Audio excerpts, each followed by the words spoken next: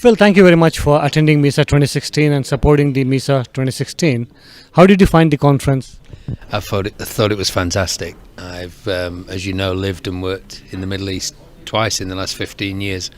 But this year, I really see a difference in the speed at which the Middle East as a region is catching up, and if not overtaking Europe and maybe even the US. It's very exciting times. Phil, you have been running the club CISO in the UK. You deal with a lot of CISOs around in the Europe. Now you have interacted with some of the CISOs from the Middle East during the MESA 2016. Is there anything particular you found them to be doing different than the European CISOs?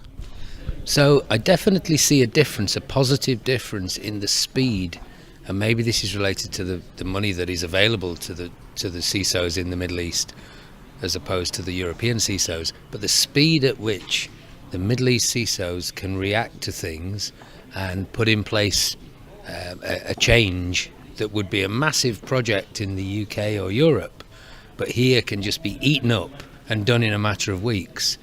I mean, a good example of that is how quickly the buildings go up around here. It's phenomenal, the speed at which this city and this region have transformed. And I think that also is echoed in the speed at which the CISOs in this region can react and operate and grow. What are the challenges that you see the Middle East cybersecurity industry would have as compared to the rest of the world? So I think the obvious volatile region with warring conflicts taking place in neighbouring regions, not necessarily right here, that is going to put a little extra pressure and stress on the situation. The CISOs here have the traditional cybersecurity attacks and monetary issues and financial and fraud type examples to deal with, but now they also have, more recently, the conflict around the areas, the Middle Eastern conflict, and the battle for oil. All of that has an impact and could affect cyber, or in fact cyber could affect that. We have almost had close to 100 CISOs, and you got a chance to interact with quite a few from the Middle East. What were the concerns that they expressed to you during the discussions? I mean, was there anything particular that they were worried about, or was there anything in particular that they wanted to get to know from you? Because you have done a wonderful job with your metrics presentation, which was very well received. And I happened to speak to a couple of CISO council members, and they all were looking for getting a copy of that particular metrics. So coming back to the points that they were discussing with you, was there anything particular in a particular point that they were expressing concern over? So it wasn't so much concern. First of all, I have to say I'm very excited at the fact that I now have 20 or 30 CISOs that want to get the metrics and get involved. And that's the second point. They want to get involved. They don't just want a copy of them. Several of them, including one of the major utilities here, said, we've started down this road and this is perfectly timed. We've already started an initiative to measure how effective we are, and we need to do that. We know we need to do that, and the work you've already started gives us a good sounding board to see if our ideas were accurate and on track, or if they were a little wayward, and so we want to compare where we are to where the work you've done in Europe is. So I have so many contributors now that I need to get back and get on email and start sending out copies of the metrics, and I know more than in the UK and in Europe that these individuals will respond back to me and say, I tried that and here's the output I got from it. Because they want to see that interaction, they want to test their thinking. And in the UK, because we've worked on this for 14 months, we're a little weary now. And so if I ask the same of 20 UK CISOs, they'll say, yeah, okay, I've done this a couple of times for you. Okay, I'll get you some feedback, I'll try what you said, and I'll let you know. But I know that the new CISOs from the Middle East will be very enthusiastic. We needed some new blood, and now we have it.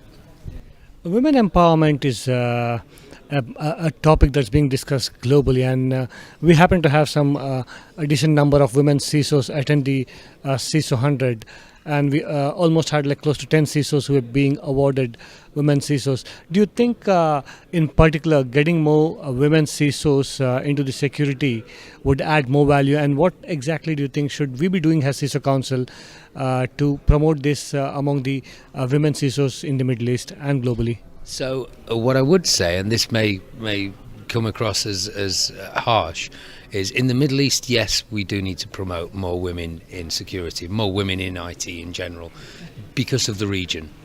But in the UK, there is this push to have women in security, and they're no better and no worse at the job. There are plenty of women in security in Europe, and there are no constraints around them getting into security or the workplace like there are in the region. So I would rather focus on helping the Middle East region get women into security, and less so in Europe, because they don't have the hill to climb that the women in the Middle East have. Now, in general, what exactly are the challenges that you see in the European market in cybersecurity that you would like to highlight to the Middle East CISOs and the Middle East security community? There's a new initiative right now coming into Europe that is enacted and started, called the General Data Protection Regulation.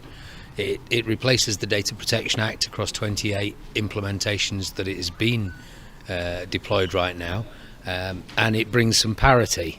But what comes with it is mandatory breach disclosure, a very large fine of up to 4% of your annual turnover, some real onerous reporting and tests and governance needs to be in place.